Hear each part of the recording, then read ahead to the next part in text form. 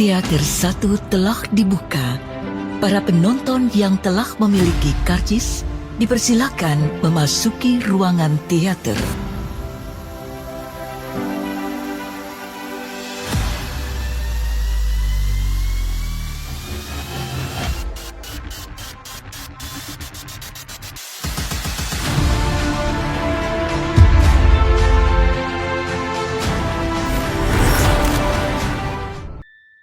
Yo, check this out.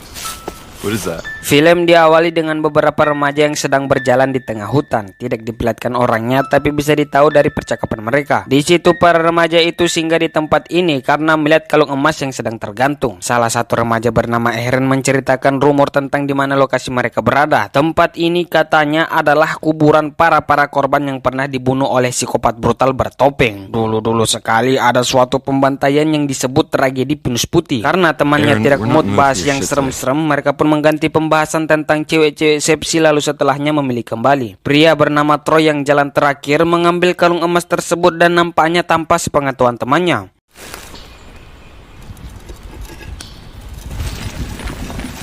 Beberapa menit setelah para remaja itu pergi, pipa besi tempat di mana kalung tadi menggantung ternyata terdapat orang di bawahnya. Berbadan besar, botak, dan banyak luka-luka belum sembuh. Di situ dia jalan menuju ke suatu rumah di pinggir jalan yang cukup memakan durasi. Terlihat di sepanjang perjalanan banyak jebakan hewan yang telah dia pasang. Ada hewan yang kena tapi sudah jadi bangkai.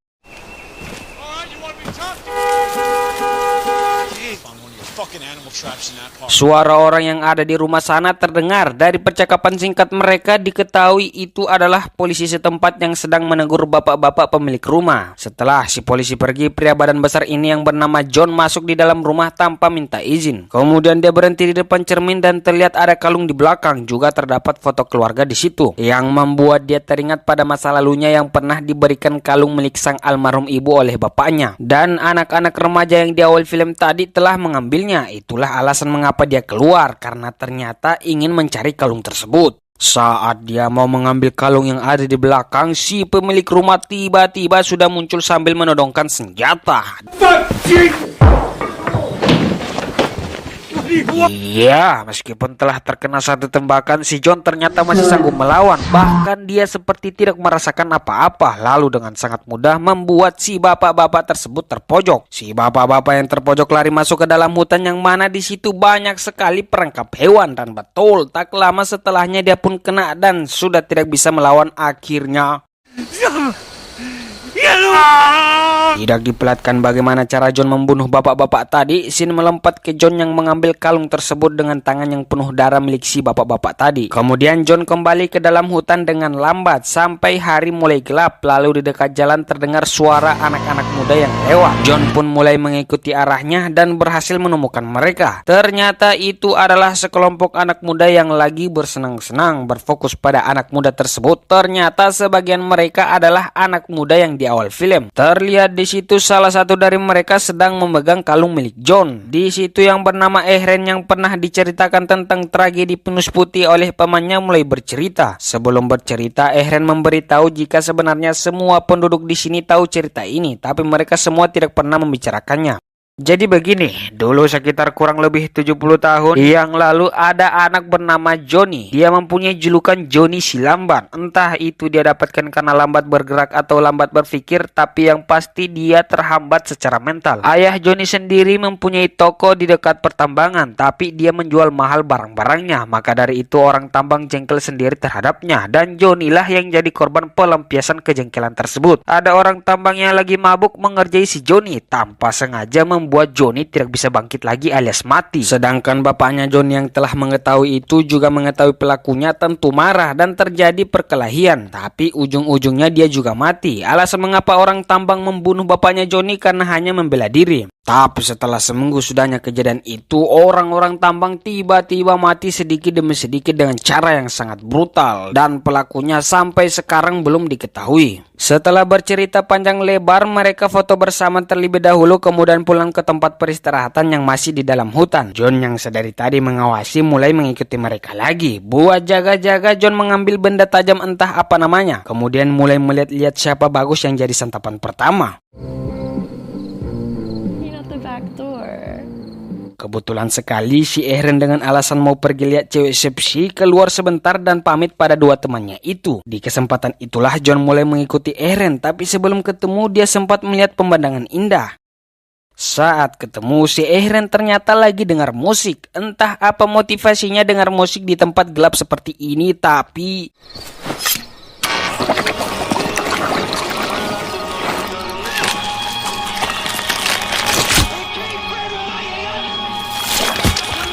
iya, dengan cara yang sangat sakit, si John tega mengakhiri hidup Ehren lalu kemudian dia membawa mayatnya ke suatu tempat buat hanya dijadikan alat penghancur kaca. Karena dia ingin mengambil kapak, rantai pancing besar dan topeng yang ada di dalamnya.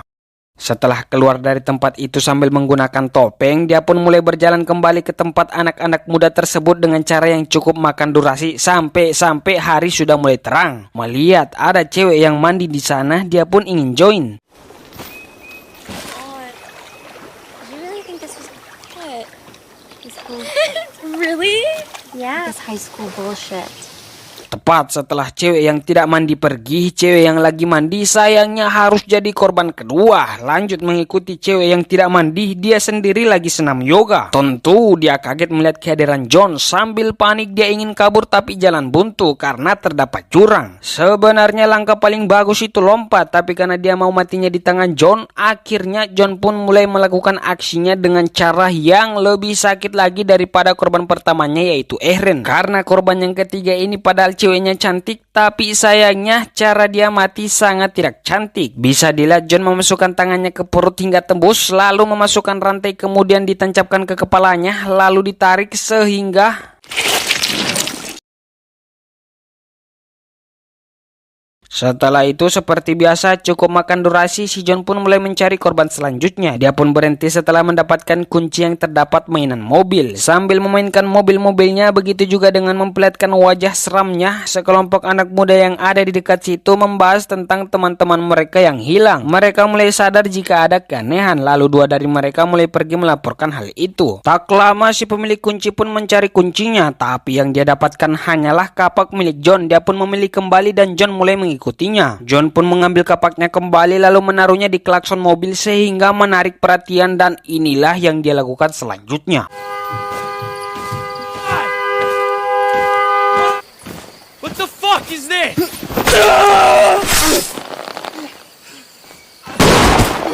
Dikira sudah mati karena telah ditembak, ternyata John masih hidup dan bangkit kembali kemudian mulai membantu mereka berdua dengan sangat mudah. Setelah korbannya mati, dia pun mencari di mana kalung lontinya berada, tapi setelah dikorek-korek kok tak ada. Dua sejoli yang baru tiba masih belum menyadari keberadaan John dan lagi sibuk mencari temannya yang hilang padahal sudah modar. Ternyata kalung lontinya berada di wanita baju putih ini yang membuat John menargetkan kapaknya di kepalanya. Tapi untung setelah kawannya memberi arahan, kepalanya selamat. Mereka berdua pun kabur dan diikuti lagi oleh si John.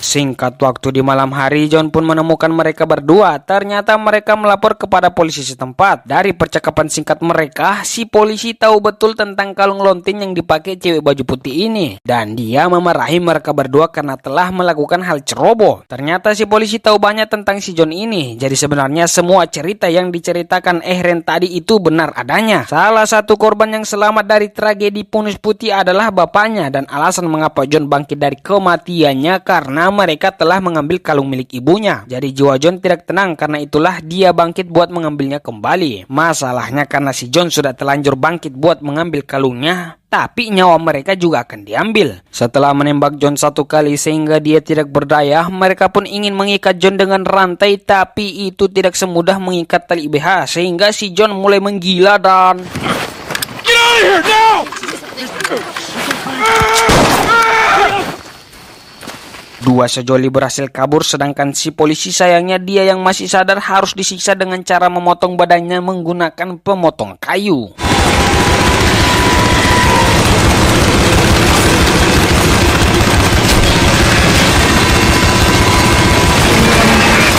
Kemudian si John kembali mencari keberadaan dua sejoli tersebut. Tidak susah-susah buat mencari, saat di dalam hutan si pria dengan beraninya menantang John dengan tujuan buat memberi kesempatan kepada pacarnya yaitu wanita baju putih buat kabur. Tapi dengan satu kali lemparan, kelapanya si pria langsung terbelah dan dibelah beberapa kali kembali. Sedangkan si wanita baju putih yang melihat itu secara perlahan meninggalkan kalungnya kemudian berlari.